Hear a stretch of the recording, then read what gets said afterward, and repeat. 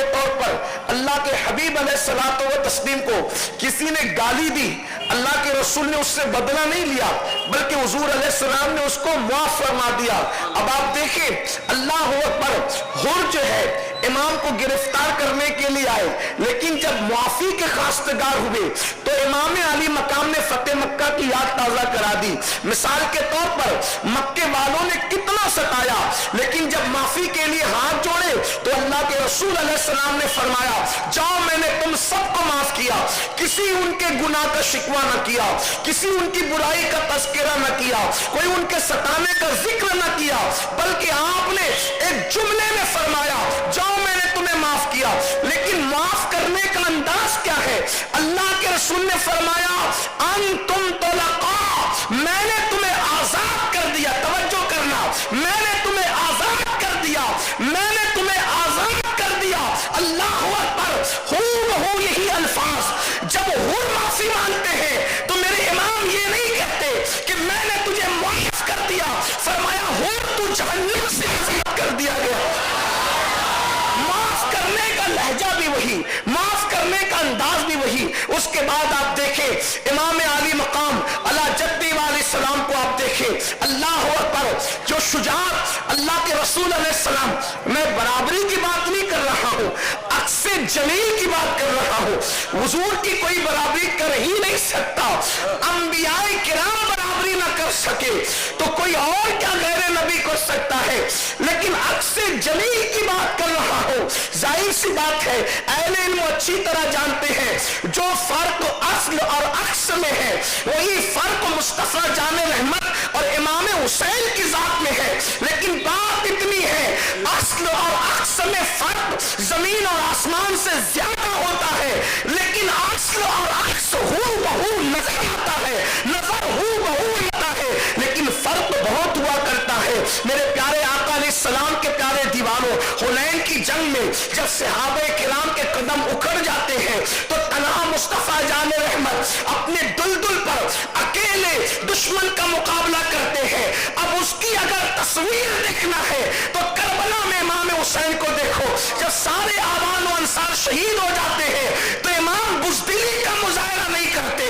بلکہ اپنے نام کی حنین کی اس بہادری کی یاد دلاتے ہوئے اور دشمن کے چھکے چھڑاتے ہوئے نظر آتے ہیں۔ تو غرض کے حسن ایسا تھا، مصطفیٰ جان رحمت کے حسن کے متعلق حدیث میں آتا ہے کہ اللہ کے رسول علیہ السلام کا چہرہ اندھیرے میں چمکتا تھا، اندھیرے میں روشن نظر آتا تھا۔ اللہ اکبر، امام علی مقام کے متعلق علامہ عبدالرحمن جامی لکھتے ہیں امام حسین اتنے خوبصورت تھے کہ رات کے اندھیرے میں آپ کے چہرے کی روشنی میں لوگ رستہ طے کر لیا کرتے تھے۔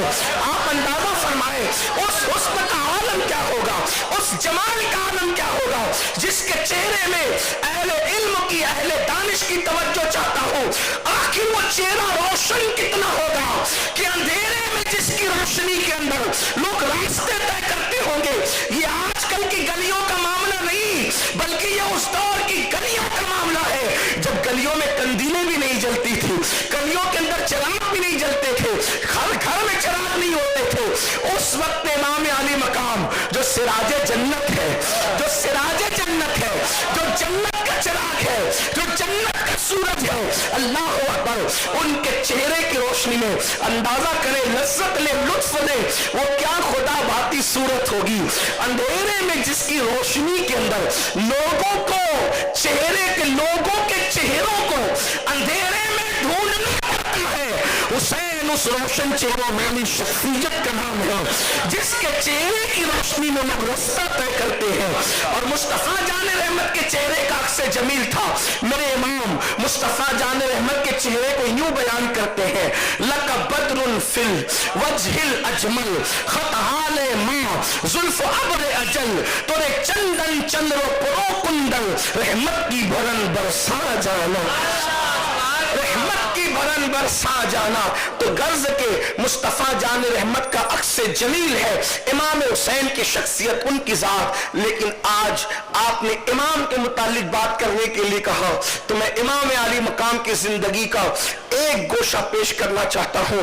ویسے ان کی زندگی تو بالکل ہمہ جہتیت رکھتی ہے، لیکن امام علی مقام کو بعض बाज लोगों ने एक मजलूम, सिर्फ मजलूम, बेकस, बेबस, मजबूर, बेदस्तपा शख्सियत साबित करने की कोशिश की। यकीनन उन पे जुल्म हुआ, उन पे ज्यादती हुई, उनके खानदान पे ज्यादती हुई, लेकिन अगर आप इमाम अली मकाम को देखें, जुल्म हो रहा है, लेकिन हुसैन एक इनकलाबी शख्सियत का नाम, पूरी कायनात के अंदर करबला के बाद जिसको भी इनकलाब की राह मिलेगी या मिली, वो करबला की वजह से मिली। करबला एक तहरीक है, करबला एक जोहद मुसलसल है, करबला एक इनकलाब है, करबला मुकम्मल फिक्र है, करबला मुकम्मल दीन का खुलासा है, करबला शुजाअत का अजीम पैगाम है, करबला ने बुज़दिलों को शुजाअत अता की है, करबला ने सितम रसीदा लोगों को इनकलाब का जौहर अता किया है। करबला ने बताया कि अगर पूरी दुनिया हुकूमत वक्त के साथ हो जाए और तुम अकेले हो, तो अकेले होने की वजह से बातिल के साथ तुम्हें कंप्रोमाइज नहीं करना। ये करबला का पैगाम है, तवज्जो करें। हुकूमत मुकम्मल तौर पे मशरिक से लेकर मगरिब तक जालिमों की हो और तुम तन्हा हो, तो तन्हाई के खौफ से तुम कभी भी हुकूमत वक्त के साथ जो जालिम हो, जाबिर हो, तुम कभी कंप्रोमाइज मत करना, तुम कभी इत्तेहाद मत करना, बल्कि कट जाना मगर झुकना नहीं, सर कटा देना मगर सर झुकाना नहीं। इसलिए कि कटे हुए सर और झुके हुए सर में फर्क होता है।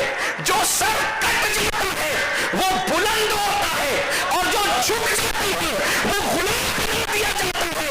इमाम हुसैन बताना चाहते हैं, मोमिन किसी की गुलामी के लिए नहीं आया, मोमिन तो सर बुलंद के लिए आता है, क्योंकि कुरान कहती है तुम मोमिन कि तुम्हें सर बुलंद हो, तुम्हें कामयाब हो अगर तुम मोमिन हो। पता चला मोमिन सर झुकाने नहीं आ रहा, मोमिन का सर झुकेगा तो सिर्फ वहदहू ला शरीक की बेटी में झुकेगा, और बाकी किसी ताऊत के आगे मोमिन का सर नहीं झुकेगा। इमाम अली मकाम की फिक्र ये है। अल्लाह अकबर। यजीद सर तो नहीं मांग रहा था, यजीद सर तो नहीं मांग रहा था, यजीद तो सिर्फ हाथ मांग रहा था। उसने तो सिर्फ हाथ मांगा था। हाथ का मतलब क्या था? ओट मांगी थी। मैं आज के तनाजुर में आपको समझाना चाहता हूं, यजीद ने बैअत मांगी, ओट। ओट क्या होती है?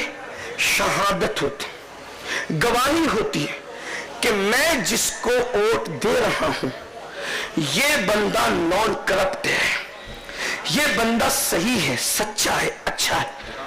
यजीद इमाम आली मका, हालांकि दुनिया बैअत कर चुकी है, यजीद की बैअत दुनिया कर चुकी।